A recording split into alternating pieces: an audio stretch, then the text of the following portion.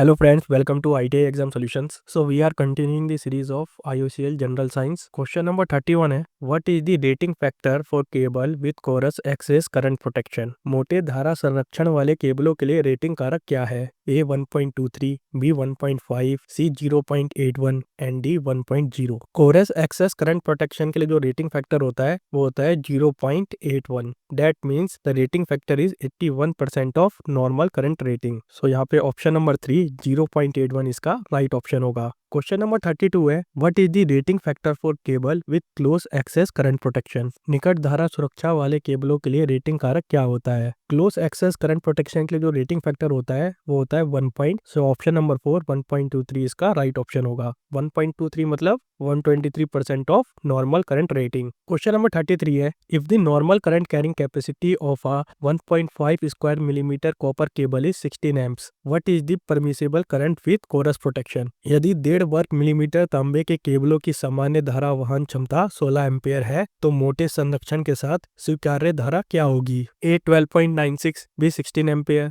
C 19.68 and 4 24 ampere.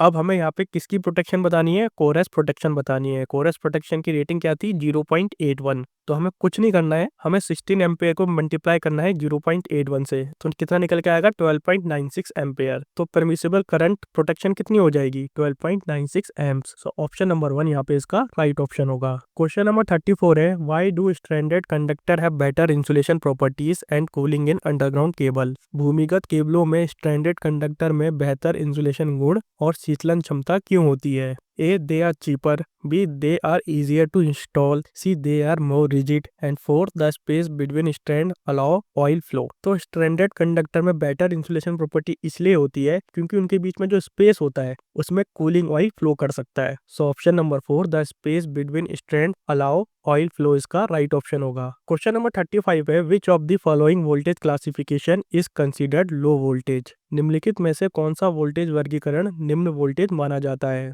A 251 to 650 volt, B 651 to 33,000 volt, C above 33,000 volt and D 0 volt से 250 volt. तो low voltage होता है आपका 0 volt से 250 voltage. So option number 4 0 volt to 250 volt इसका right option होगा।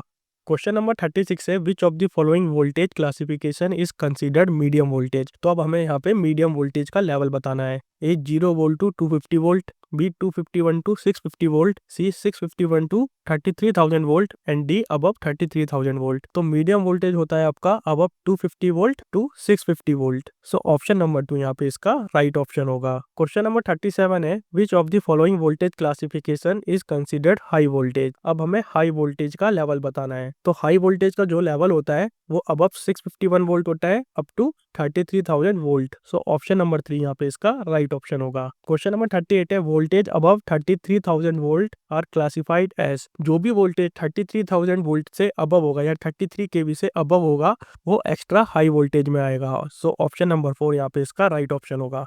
Question number 39 है, why is the length of the circuit important in determining current carrying capacity? धारा वाहन क्षमता निर्धारित करने में परिपथ की लंबाई क्यों महत्वपूर्ण होती है? A, it affect the permissible voltage drop, B, it change the color of the cable, C, it change the ambient temperature and D, it change the type of insulation। देखिए जो लेंथ होती है वो डायरेक्टली प्रोपोर्शनल होती है resistance के, तो cable की जितनी ज्यादा लेंथ बढ़ती रहेगी रेजिस्टेंस भी उतना ज्यादा बढ़ता रहेगा, तो उस हिसाब से करंट कैरिंग कैपेसिटी कम होती रहेगी। तो लेंथ इसलिए इंपॉर्टेंट होती है क्योंकि वो वोल्टेज ड्रॉप को अफेक्ट करती है। So option number 1 it affect the permissible voltage drop इसका राइट ऑप्शन होगा। क्वेश्चन नंबर 40 है, what is the fusing factor? Fusing factor क्या होता है? A the ratio of minimum fusing current to current rating of the fuse, B the ratio of maximum current to minimum current, C the ratio of voltage rating to current rating and D the ratio of resistance to current rating. तो fusing factor होता है the ratio of minimum fusing current to current rating of the fuse। So option number 1 the ratio of minimum current to current rating of the fuse इसका right option होगा।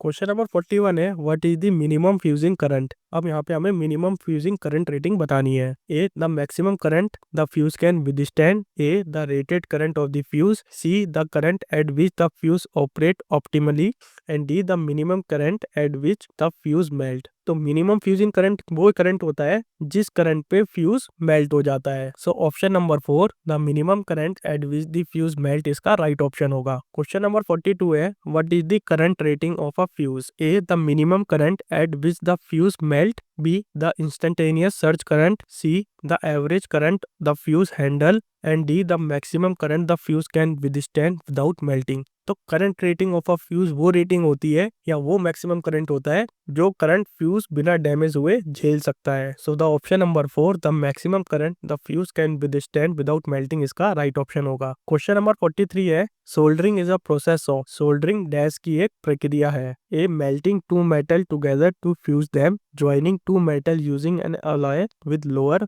Melting point, C welding metal with high heat and D gluing metal with a specific adhesive. तो soldering एक process होता है जिसमें हम दो metals को आपस में ज्वाइन करते हैं और इसमें एक चीज हमें इंश्योर करनी पड़ती है, जो सोल्डरिंग का मेटल होगा उसका मेल्टिंग पॉइंट कम होना चाहिए एज कम्पेयर टू जिस मेटल को हम सोल्डर कर रहे हैं। नहीं तो होगा क्या, जिस मेटल को हम सोल्डर कर रहे हैं वो पहले पिघल जाएगा तो हम ज्वाइंट लगा ही नहीं पाएंगे। सो option number 2 joining two metal using an alloy with lower melting point. Question number 44 है why is soldering necessary for wire and cable joint? तार और केबल जोड़ों के लिए सोल्डरिंग क्यों आवश्यक होती है? A to achieve good mechanical strength and electrical conductivity, B to make the joint look better, C to increase the joint temperature and D to make the wire longer. तो wire और cable joint पे soldering इसलिए necessary होती है ताकि हमें एक अच्छी मैकेनिकल स्ट्रेंथ मिल पाए और उसकी इलेक्ट्रिकल कंडक्टिविटी भी बरकरार रहे। So option number 1 to achieve good mechanical strength and electrical conductivity इसका राइट ऑप्शन होगा। क्वेश्चन नंबर 45 है what is the alloy commonly used for soft soldering? Soft soldering के लिए हम कौन सा अलॉय यूज करते हैं? A copper and zinc, B aluminium and magnesium, C iron and nickel and D tin and lead. तो soft soldering के लिए हम टिन एंड लेड का यूज करते हैं। सो ऑप्शन नंबर 4 यहाँ पे इसका राइट ऑप्शन होगा। क्वेश्चन नंबर 46 है which factor influences the choice of solder? Solder के चयन को कौन सा कारक प्रभावित करता है? A colour of the metal, B size of the tool, C room temperature and D melting point. तो हम कौन सा सोल्डर यूज कर रहे हैं ये डिपेंड करता है मेल्टिंग पॉइंट पे। और इसके अलग अलग इंपॉर्टेंट फैक्टर भी होते हैं सोल्डर के, कौन कौन से होते हैं, कहाँ पे हम इसको यूज करने वाले हैं, प्लेसेस ऑफ द यूजेस। दूसरा मेल्टिंग पॉइंट आपको बता ही दिया है। तीसरा सॉलिडिफिकेशन रेंज, चौथा स्ट्रेंथ एंड हार्डनेस, पांचवा सीलेबिलिटी और छठा प्राइस। तो ये कुछ इंपॉर्टेंट फैक्टर होते हैं सोल्डरिंग के। सो इसका राइट आंसर होगा option number 4 melting point. Question number 47 है what is the purpose of flux in soldering? Soldering में फ्लक्स का क्या उद्देश्य होता है? A to cool the metal, B to increase the melting point of a solder, C to dissolve oxide and prevent reoxidation and D to add colour to the solder. देखिए flux क्या करता है soldering में, metal को clean करता है या metal surface को क्लीन करता है ताकि जो सोल्डरिंग बॉन्ड है वो प्रॉपर्ली बन पाए। तो ये क्या करता है बेसिकली, ये ऑक्साइड को डिसॉल्व करता है और मेटल में दोबारा रीऑक्सीडेशन होना बंद कर देता है या उसको रोक देता है, क्योंकि फ्लक्स क्या करता है एक लेयर बना देता है जिससे कोई भी ऑक्सीडेशन रिएक्शन नहीं हो पाती है। So option number 3 to dissolve oxide and prevent reoxidation इसका राइट ऑप्शन होगा। क्वेश्चन नंबर 48 है What does flux dissolve on the surface of conductor? चालकों की सतह पर फ्लक्स क्या घुलता है? A oxide and sulphide, B grease, C dust and D water. तो कंडक्टर के सरफेस पे फ्लक्स क्या डिसॉल्व करता है? ऑक्साइड को और सल्फाइड को। बेसिकली ये क्या है, इम्प्योरिटीज है जिसको फ्लक्स रिमूव करता है। क्वेश्चन नंबर 49 है how does flux help the solder flow? Flux solder प्रवाह में किस प्रकार सहायता करता है? A by increasing the heat, B by changing the solder color, C by reducing surface tension and D by making the solder thicker। तो flux जब हम यूज करते हैं तो कंडक्टर के सरफेस टेंशन कम हो जाता है, तो जो पिघला हुआ सोल्डर है वो इजीली फ्लो कर सकता है, क्योंकि जितना कम सरफेस टेंशन होगा कोई भी पदार्थ कोई भी लिक्विड उतना इजीली फ्लो कर सकता है, तो हमें उतना ही अच्छा एक बॉन्ड मिलेगा। So option number 3 by reducing surface tension इसका राइट ऑप्शन होगा। क्वेश्चन नंबर 50 है what are the states of flux? Flux की अवस्थाएं क्या होती है? A hot and cold, B magnetic and non magnetic, C solid and liquid and D heavy and light. तो flux हमें दो स्टेट में मिलता है, एक सॉलिड स्टेट में और दूसरा लिक्विड स्टेट में। सो इसका राइट आंसर होगा option number 3 solid and liquid. Question number 51 है how is flux activity classified? तो फ्लक्स एक्टिविटी को कैसे वर्गीकृत किया जाता है? A by its colour, B by its corrosive property, C by its smell and D by its melting point. तो flux activity को कोरोसिव प्रॉपर्टी के द्वारा क्लासिफाई करा जाता है। तो फ्लक्स की कोरोसिव प्रॉपर्टी वो प्रॉपर्टी होती है जो हमें ये बताती है कि ये अदर मटेरियल को कितना ज़्यादा डैमेज कर सकती है, क्योंकि हर एक मटेरियल का अपना अपना रिएक्शन पॉइंट होता है। कोई जल्दी रिएक्ट करता है, कोई धीरे रिएक्ट करता है, तो हमें उस हिसाब से सोल्डरिंग मटेरियल को यूज करना पड़ता है। So option number 2 by its corrosive properties का राइट ऑप्शन होगा। क्वेश्चन नंबर 52 है what determine the flux to be used. प्रयुक्त किए जाने वाले फ्लक्स का निर्धारण किस तरह से होता है? A by the colour of the metal, B by the size of soldering iron, C the temperature of the room and four the type of solder. हम किस तरीके का फ्लक्स यूज करने वाले हैं वो डिपेंड करता है टाइप ऑफ सोल्डर पे, क्योंकि हर एक तरीके का सोल्डर अलग अलग फ्लक्स को यूज करता है for their optimal performance. So इस क्वेश्चन का राइट ऑप्शन होगा option number 4 the type of solder. Question number 53 है what does the solidification range of a solder refer to.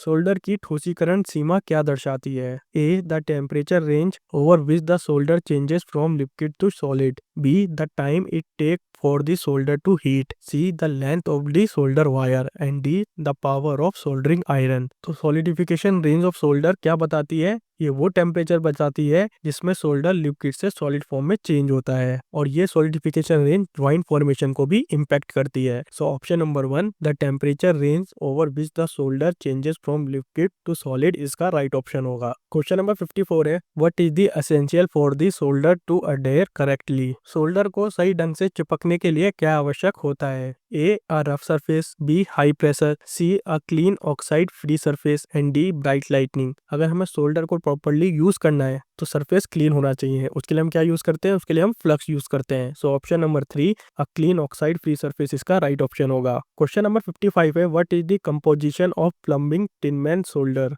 तो हमें प्लम्बिंग टिनमैन सोल्डर का कंपोजिशन बताना है। किसका कंपोजिशन? सोल्डरिंग मेटल का कंपोजिशन हमें यहाँ पे बताना है। तो प्लम्बिंग टिनमैन सोल्डर में हम 50% टिन और 50% लेड इसका इस्तेमाल करते हैं। ऑप्शन नंबर 4 50% टिन 50% लेड इसका राइट ऑप्शन होगा। क्वेश्चन नंबर 56 है what is the working temperature of electrician solder in Celsius. अब जो इलेक्ट्रिशियन सोल्डर होता है उसका वर्किंग टेम्परेचर रेंज क्या होती है? A 185 degree Celsius, B 212 degree Celsius, C 365 degree Celsius and D 183 degree Celsius. तो इलेक्ट्रिशियन सोल्डर रेंज की जो वर्किंग टेम्परेचर रेंज होती है वो 185 डिग्री सेल्सियस होती है, और अगर इसे हम फ़ारेनहाइट में चेंज करें तो कितना होगा? 365 degree Fahrenheit. So option number 1 185 degree Celsius इसका राइट ऑप्शन होगा। क्वेश्चन नंबर 57 है which type of solder is used for heavy duty soldering. भारी भरकम सोल्डरिंग के लिए किस प्रकार के सोल्डर का उपयोग किया जाता है?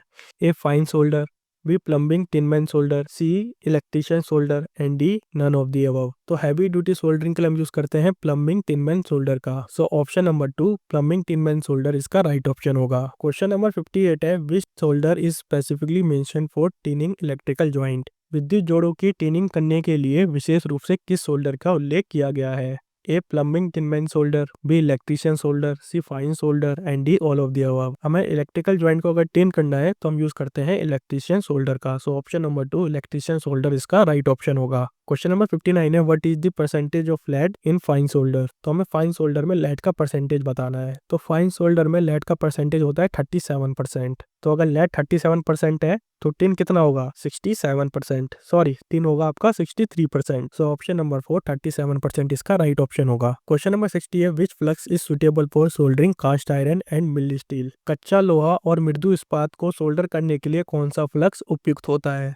A zinc chloride acidic, B rosin, C tallow and 4 sal ammonia rosin. तो हमें अगर कास्ट आयरन और मिल्ड स्टील को सोल्डर करना है तो हम यूज करते हैं जिंक क्लोराइड का। So option number 1 zinc chloride acidic इसका राइट ऑप्शन होगा। क्वेश्चन नंबर 61 है what type of solder is recommended for the use with zinc chloride acidic flux. तो जिंक क्लोराइड एसिडिक फ्लक्स के साथ हम कौन से सोल्डर का इस्तेमाल करते हैं? A electrician solder, B tinman solder and fine solder, C electrician fine solder and D coarse solder. तो जिंक क्लोराइड एसिडिक फ्लक्स के साथ हम यूज करते हैं टिनमैन सोल्डर का या फाइन सोल्डर का। So option number 2 tinman solder and fine solder इसका राइट ऑप्शन होगा।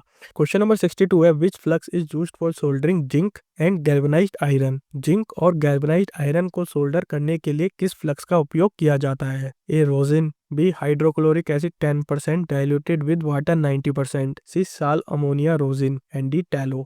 तो अगर हमें जिंक और गैल्वेनाइज्ड आयरन को सोल्डर करना है तो हम यूज करते हैं hydrochloric acid diluted with water flux का। सो ऑप्शन नंबर 2 यहाँ पे इसका राइट ऑप्शन होगा। क्वेश्चन नंबर 63 है, what type of solder is recommended for use with sal ammonia rosin flux. Sal ammonia rosin flux के साथ किस प्रकार के सोल्डर का उपयोग करना चाहिए। तो ऑप्शन नंबर 1 है इलेक्ट्रीशियन सोल्डर, ऑप्शन नंबर 2 है electrician fine solder, option number 3 है tinman solder and option number 4 है coarse solder. Sal ammonia rosin flux के साथ हम यूज करते हैं कोरस सोल्डर का। So option number 4 coarse solder इसका राइट ऑप्शन होगा। क्वेश्चन नंबर 64 है, what metal are suitable for soldering with sal ammonia rosin flux. Sal ammonia rosin flux के साथ सोल्डरिंग के लिए कौन सी धातु उपयुक्त होती है। A zinc and galvanised iron, C copper brass tin plate gun metal, C cast iron and mild steel and D electrical conductor only. तो साल अमोनिया रोजिन फ्लक्स के साथ कौन से मेटल सुटेबल होते हैं, वो होते हैं copper brass tin gun metal. So option number 2 copper brass tin plate gun metal इसका राइट ऑप्शन होगा। क्वेश्चन नंबर 65 है, which flux is specifically used for joining electrical conductor. विद्युत चालकों को जोड़ने के लिए विशेष रूप से किस फ्लक्स का उपयोग किया जाता है। A rosin, B zinc chloride, C hydrochloric acid diluted with water and D sal ammonia rosin. तो हमें अगर इलेक्ट्रिकल कंडक्टर को ज्वाइन करना है तो हम रोजिन फ्लक्स का इस्तेमाल करते हैं। सो ऑप्शन नंबर 1 रोजिन इसका राइट ऑप्शन होगा। क्वेश्चन नंबर 66 है, which flux is describe as acid free. कौन सा फ्लक्स एसिड फ्री होता है। A zinc chloride, B hydrochloric acid diluted with water, C sal ammonia rosin and D tallow. तो tallow flux acid free होता है। So option number 4 यहाँ पे इसका राइट ऑप्शन होगा। क्वेश्चन नंबर 67 है, what is tallow flux used for. Tallow flux कहाँ पे यूज किया जाता है।